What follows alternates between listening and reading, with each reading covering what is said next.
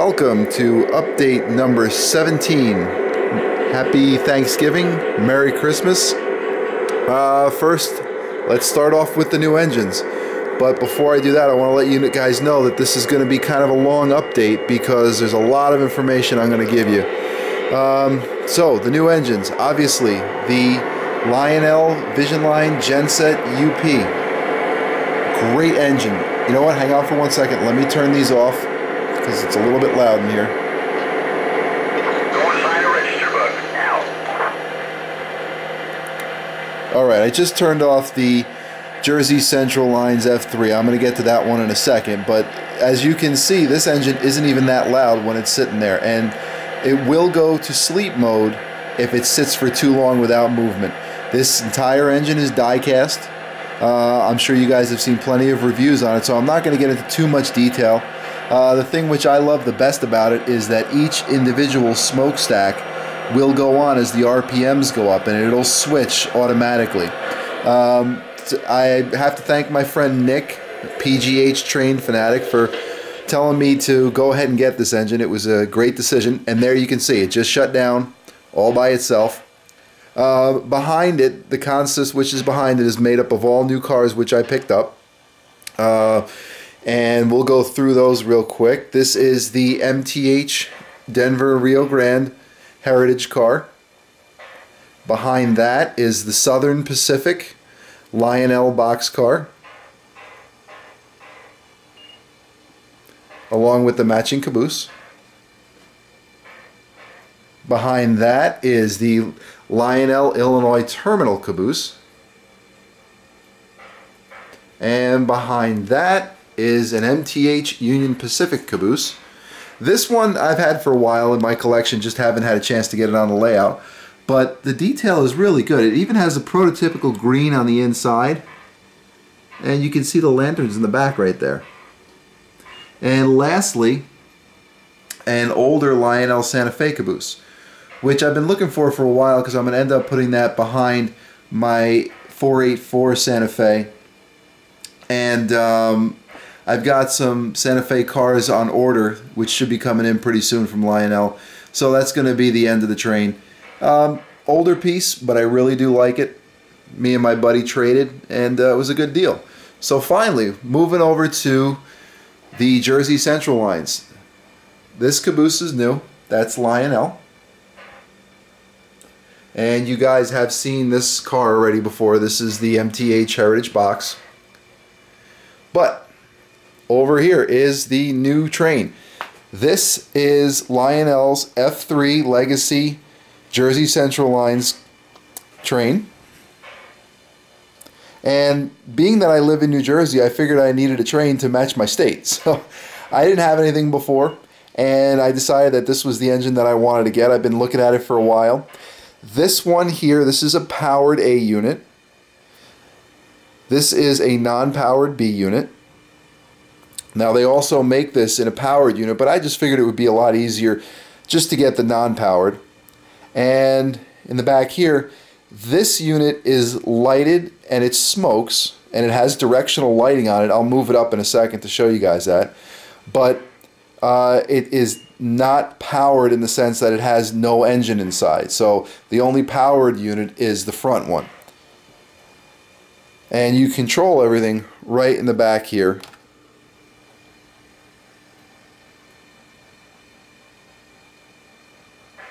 So Lionel made it easy to access all the controls. So let me just show you a couple things real quick with this engine. First off, we'll start her up.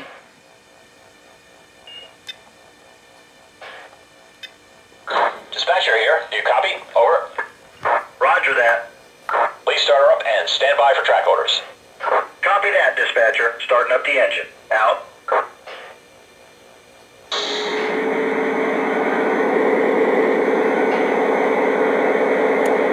Alright, the first thing you guys will notice is that there is directional lighting on this engine right here, and you see that it's off. The headlight is on and the cab lights are on. Now when the engine moves forward, obviously the cab lights will go off. There we go. And the directional lighting is still off as well. But if we go to the back, now see the back unit, the back A unit has to be on, and it has to be programmed into the legacy control for it to work. And you see right here, the lights are on. The directional lighting is on. So now when we stop the engine, you see the cab light comes on, and if we put it in reverse,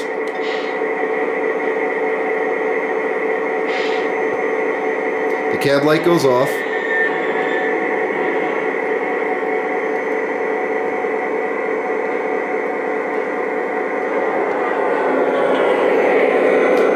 and we've got directional lighting now on the front. So you'll also notice some of the small details.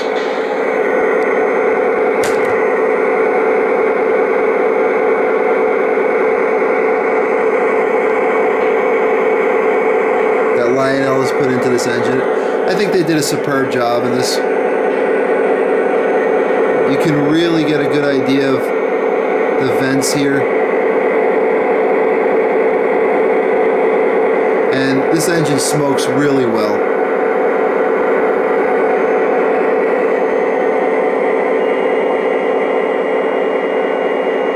So overall, I've been very, very satisfied with this engine. I'm happy I got it. I'm going to shut it down and then start going over some of the other updates. Going off duty. Have a good one. Out. And we're going to shut down the Genset too.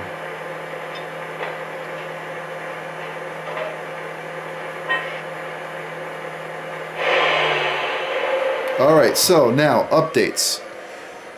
One of the first things I did was actually underneath the layout. If you look here, you'll see a whole bunch of boxes on the floor. And the reason I did that is because I added lighting underneath my layout. If you notice, since it's Christmas time, I went out and bought some Christmas lights and I strung them up with zip ties right underneath the layout. I'm using Miani benchwork, so there's already holes pre-drilled in the benchwork, and I just zip tied it right to the benchwork. And you guys can see, I'll just hold still for a second so the camera can focus, how clear it is to work underneath there now. This used to be black, and working under here doing wiring and moving boxes around and everything else was really difficult, plus trying to find boxes for, you know, different trains when I was trying to pack them up or put them away was almost impossible without getting some sort of flashlight or something else. But now I've got plenty of light down here, and I'm reorganizing everything, trying to get it in order. So wanted to show you guys that. I had seen that before on another layout. I was really impressed by it, and I decided to do it on my layout. Next couple of changes to the layout. When I was at York this year, I picked up a Woody and some girls for this beach, which is over by the lighthouse.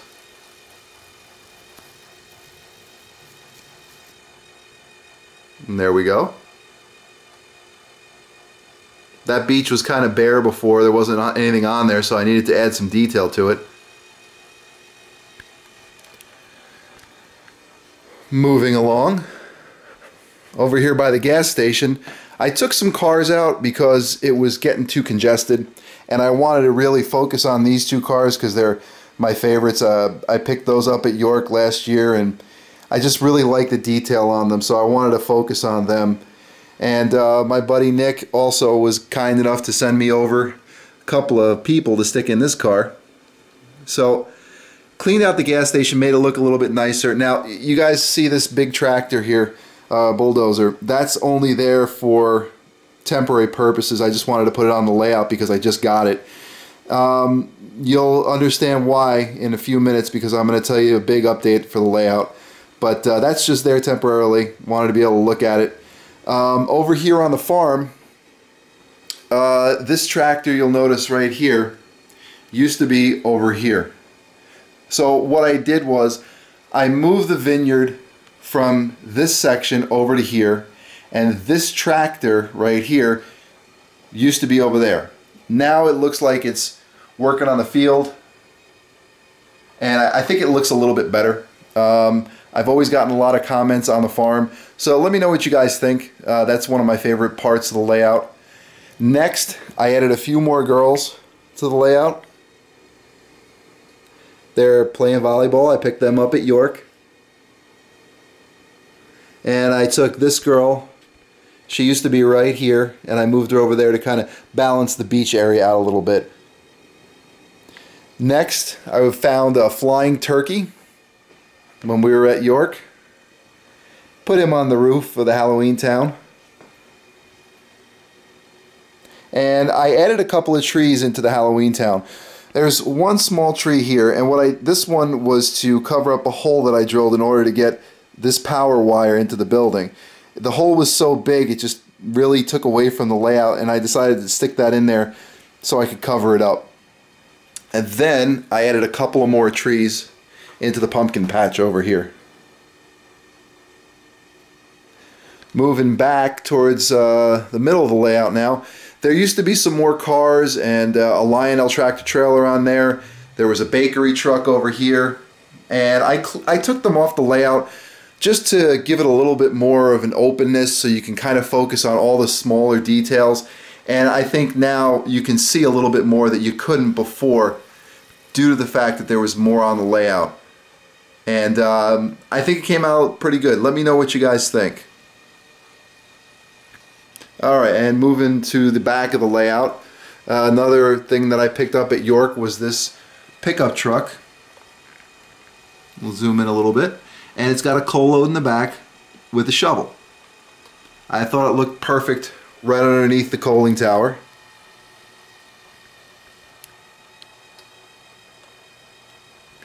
And last but not least, when I was in Edison a couple of weeks ago, I picked up the Lionel Thanksgiving car.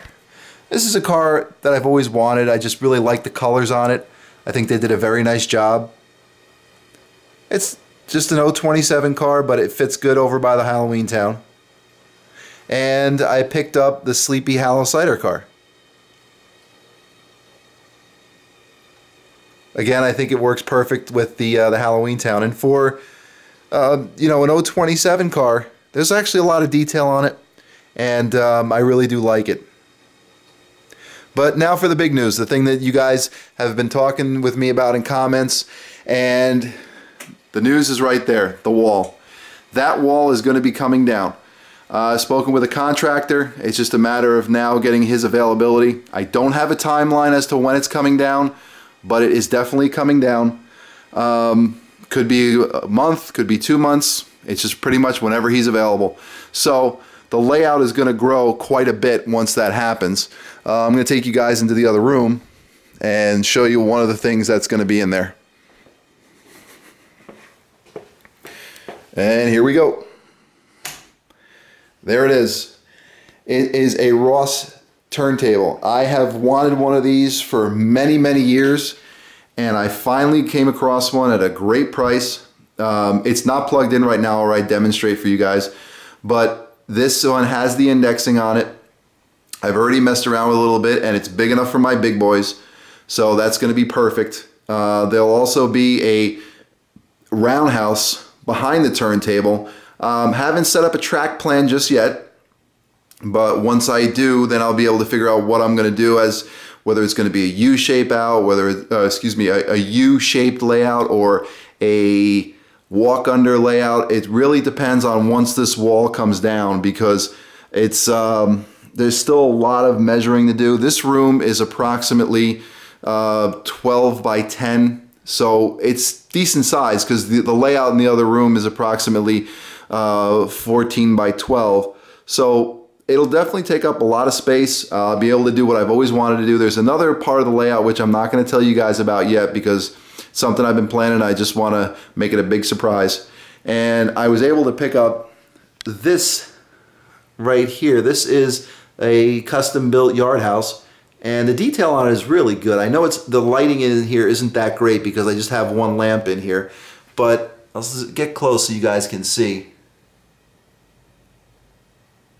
And that's going to be part of the rail yard and the steam maintenance facility, everything that's going to be there. This is going to be the main yard house.